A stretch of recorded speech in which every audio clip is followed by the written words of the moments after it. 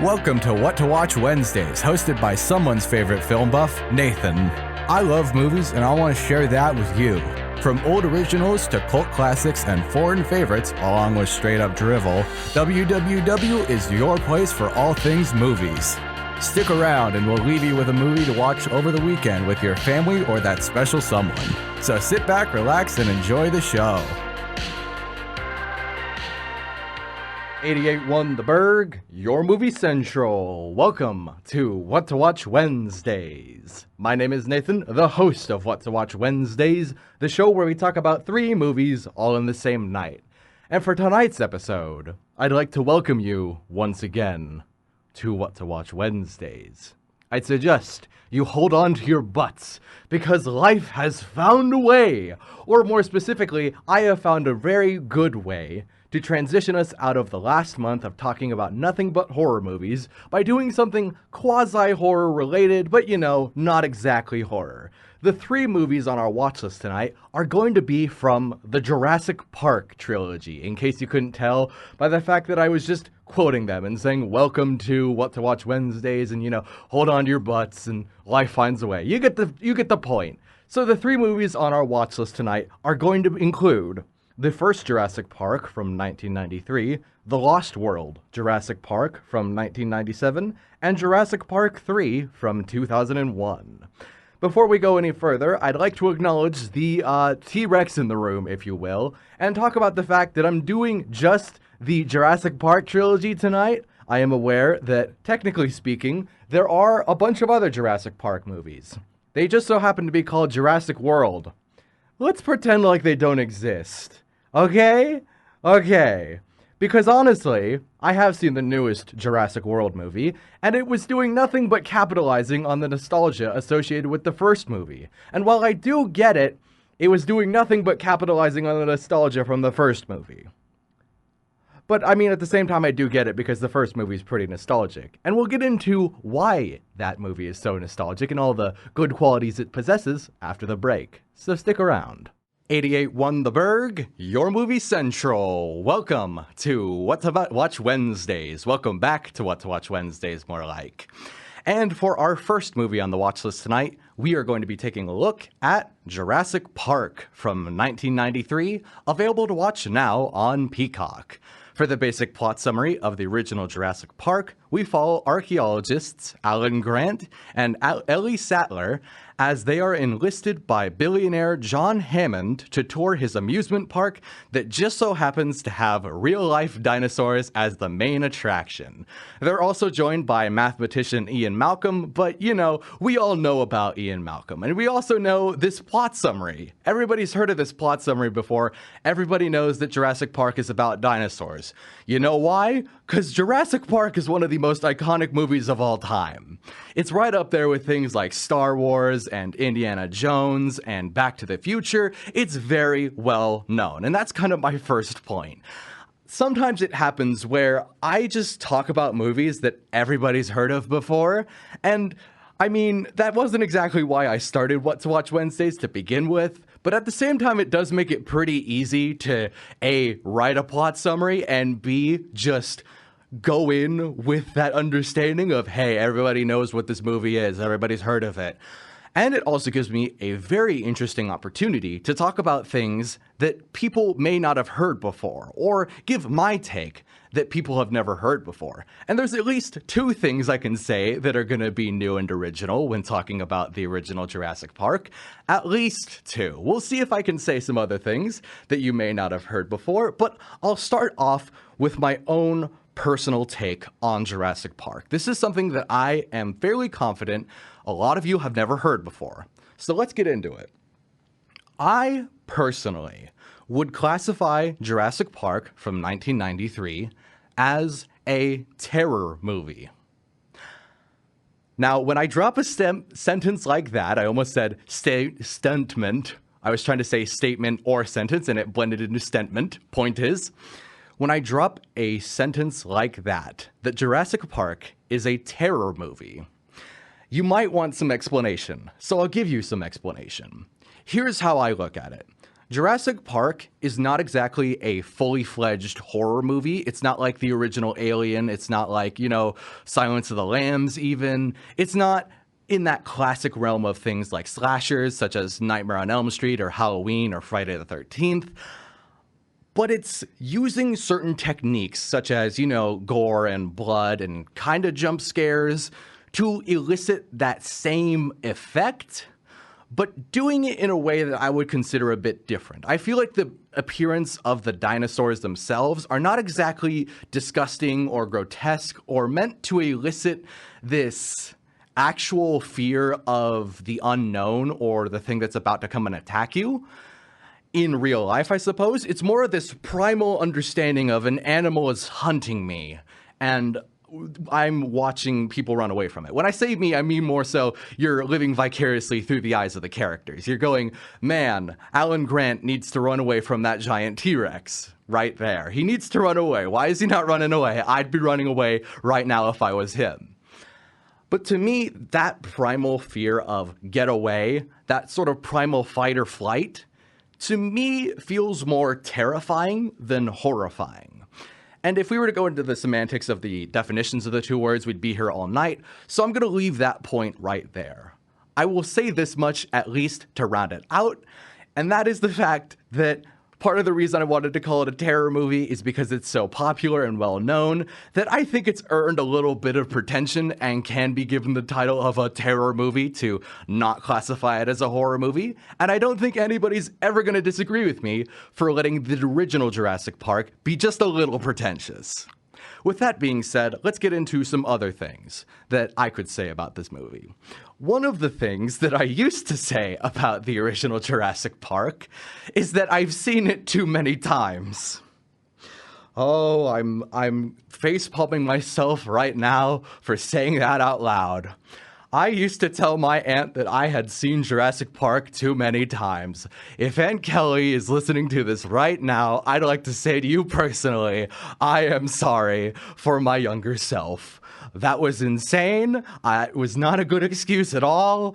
Every time you asked me if I wanted to rewatch the original Jurassic Park and I said, no, I've seen it too many times, I should have just buckled down and watched it again. It's not even that hard to buckle down. It's Jurassic Park. I should have just given in and watched it. I'd like to apologize for my younger self yet again.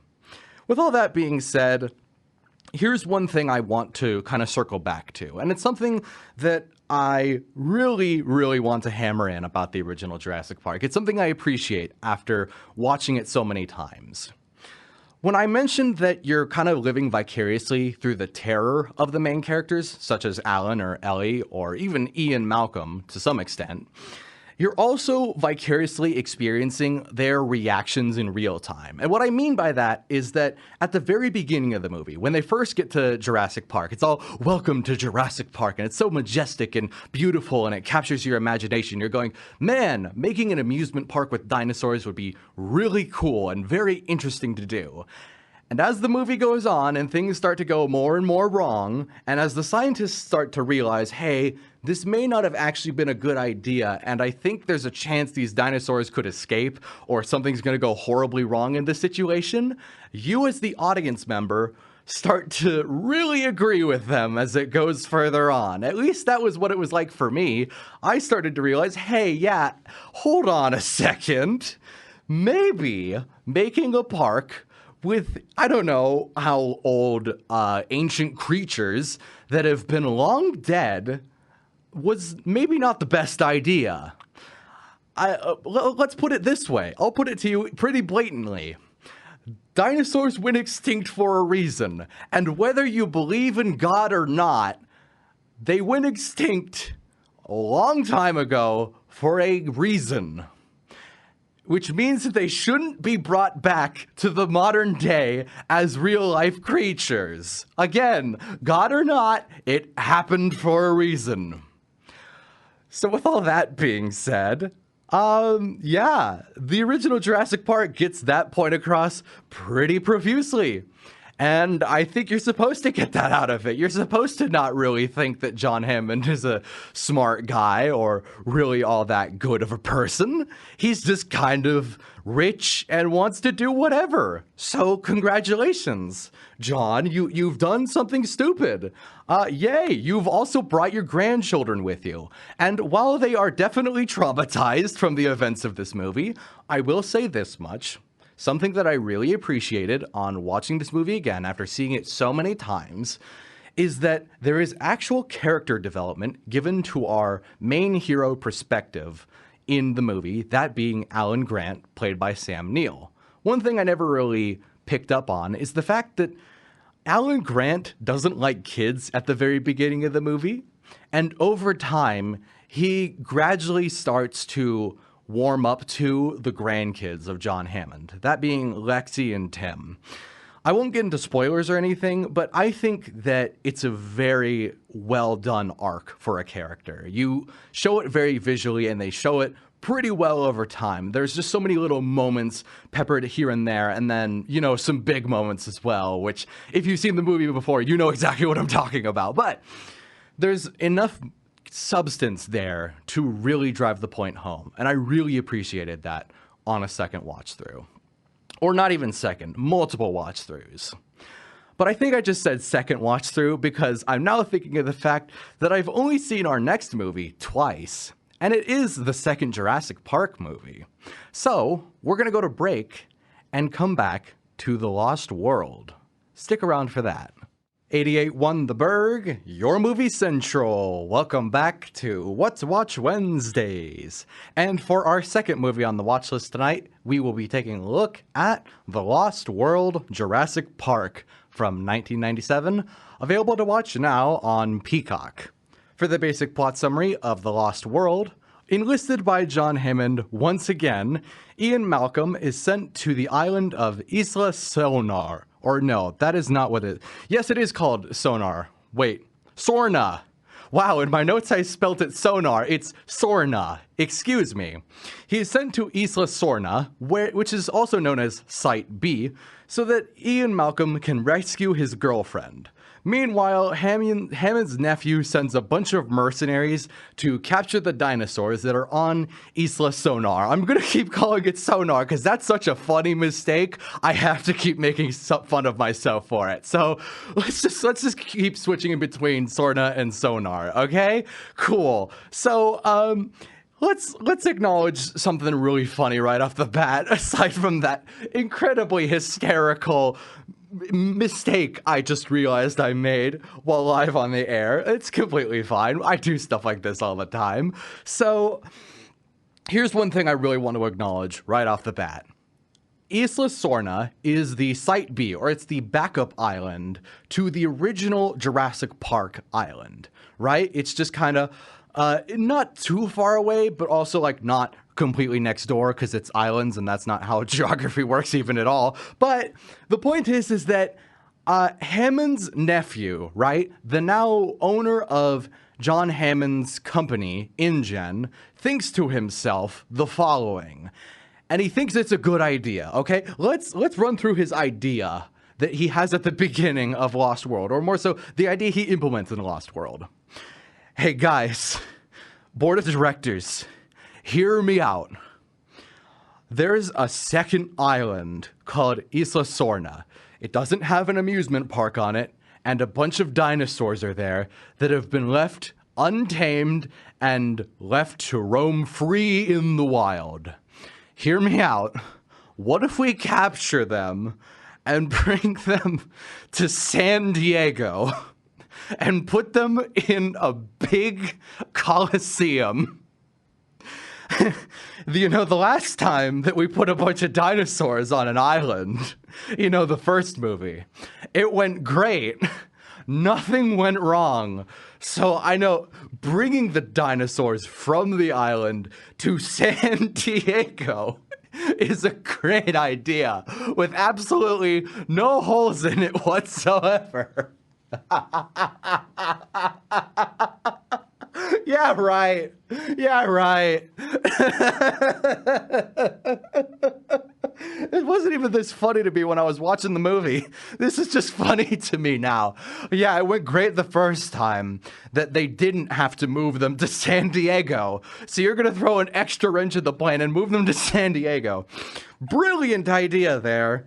Brilliant idea. And you know what? I think it's fine that I'm laughing at this nonsensical plan, because I'll be honest, it's probably the only entertaining part of Jurassic World 2. I refuse to keep calling it The Lost World. We're just going to keep calling it Jurassic Park 2 for the rest of this review. Here's the deal. One thing I should mention is that I have seen this movie before. I've seen The Lost World once when I was a teenager. Many years ago. Okay, not that many years ago, but a few years back at this point. I saw it once, and then I never saw it again. And for some reason in the back of my mind, I always thought, well, it was like fine. It wasn't great, but it wasn't awful. Rewatching it this week for this review, I gotta say, it certainly wasn't as good as I remember it being, but it's not like awful. It's just not the first movie, kind of squared from that original feeling I had towards it. Part of the issue with The Lost World, or Jurassic Park 2, as I promised myself I'd keep calling it, part of the issue with Jurassic Park 2 is that it's focused on Ian Malcolm, who is again played by Jeff Goldblum. And while Jeff Goldblum is great, he's not exactly given the tools to be a leading man in the form of Ian Malcolm in this movie. Most of the issue boils down to the fact that it essentially turns into Ian Malcolm arguing with his little family triangle because he's got to go rescue his girlfriend from Isla Sorna, but he also has his daughter who he's divorced her mother and stuff like that. So she sneaks along on board and is on Isla Sorna as well. And so they just have this like dynamic with each other, and it's just them arguing all the time or just not getting along. Or even if it's not that prominent, it's just like, this is not what a main character story feels like. It feels way too aimless and directionless. If this is just going to be the core conflict, could we not do this? And the way they remedy that is by introducing a bunch of mercenaries into Isla Sorna and introducing them over the span of 5 minutes. And then they just start doing stuff like capturing dinosaurs. And it's just kind of like, well, you're not giving them any personality for me to go off of here. I'm not really attached to any of them. It doesn't matter if I get attached to them later on, which I don't. But you got to do better in the span of like 5 minutes at establishing character here. Or you got to make them more interesting or more likable. I don't know. First impressions matter. And when your first impression is, here's a 5-minute sequence where they just do stuff. It's quite literally all it's going to be is a 5-minute sequence where they just do stuff. And that's not entertaining to watch. It's just stuff happening. Yay. Now I'm supposed to know all of these mercenaries when you haven't given them names or anything yet. You've just had them say stuff. So we've got the bad triangle of a family and the annoying mercs that are just there. Okay, is there a story to this movie or not? Well, yes, there's a story. The story is take the dinosaurs to San Diego. I'm never going to get over that now. That's too funny. That's too funny. You know what the story is? You know what the story of Jurassic World 2, Park 2? Wow, I just said world. There's too many of these movies. You know what the problem with Jurassic Park 2 really is? It convinced me that we should just kill all the dinosaurs in the Jurassic series. Just kill all of them. They shouldn't be alive to begin with. Like I said with the first movie, God made them extinct for a reason, and if it wasn't God, it was science. I don't care. They're extinct for a reason. Kill them all. They shouldn't exist. John Hammond had a bad idea, and we should just erase it from existence. I'll be honest here. I think big issues with Jurassic Park 2 are there is no story. None of the characters really work. You just convinced me that we should kill all the dinosaurs. The ending is not earned. And if I'm being completely honest, there's just like 20 to 30 minute stretches where it goes in between ticking me off and just okay in terms of a movie. And that's never a good headspace to be in. And then like once in a blue moon, you get like a decently paced scene or moment. And then it goes back to, well, ticking me off with the family stuff. Okay, this is just fine with all the mercenaries. Okay, this is now just fine with all the mercenaries. or now it's just ticking me off with the mercenaries, and now it's back to just okay with the family triangle stuff, and it's just like, dude, where are we going here? Where are we going here? Which you could ask about me with this review, but, you know, I've said it before and I'll say it again. If the movie's meandering and all over the place, I'm going to tend to be meandering and all over the place as well. So, what we're going to do is we're going to go to music break, and when we come back, we're going to jump into the last movie on our watch list, that being Jurassic Park III. So stick around for that. 88 won the Burg, your movie central. Welcome back to What to Watch Wednesdays.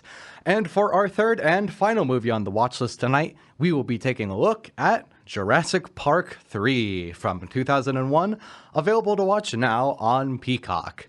For the basic plot summary of Jurassic Park III, we follow Alan Grant yet again, who is from the first movie, as he is tricked by a mother and a father to go to Isla Sorna and help them rescue their son. Oopsie daisy, they may have told him that it was just going to be a sightseeing tour, and then it's revealed, no, we just have you here as a guide so we can find our son. Please help us, Mr. Alan Grant, the man who said that he would not go back to the island, and it turns out this isn't even the same island from the first Jurassic Park. This is the one from the second movie. Oopsie daisies all around. Oopsie daisy. You know what else is kind of an oopsie daisy? My feelings towards this movie. At least my initial feelings. Because, I'll be honest, once again, I had seen The Lost World before, but it was many years ago. And around that same time, I saw Jurassic Park III, and I never rewatched it. For some reason, when I watched Jurassic Park 3, maybe it was just because I'd seen The Lost World before then, I had kind of a soft spot for it. And so when I was going into it for this week, or this week's review, I was thinking to myself, well, hopefully I won't think it's bad. Hopefully I'll maintain that kind of soft spot I had for it back then. And the reason I said it was an oopsie is because not really, it wasn't fully maintained. So, oopsie daisy. But I'll be honest, it is better than the second movie at least. So I can understand where that was coming from. But I don't exactly still have a soft spot for it. It's just kind of better than the second movie. It's still fine, but it's certainly not the underrated hidden gem that I thought it was back at the time. Part of the reason that I kind of don't like this movie as much anymore is the look of it. Now, let's get into some of the meat here. I need to address something about Jurassic Park 3. And I know nobody's ever going to hear this because this is just a college student on a college radio station late at night talking about movies. And I'm sure this person, whoever they are, is never going to hear this. But the person who did the color correction on Jurassic Park 3, the person who did any form of color correction, you did a bad job in my opinion.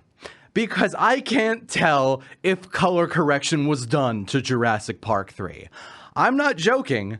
The colors are so washed out, and it looks like everything has been given a gray filter to the point where I'm thinking to myself, did they add color to this movie? Is it just going to look gray the entire time? Is it going to look washed out like this the entire time? And the answer is yes.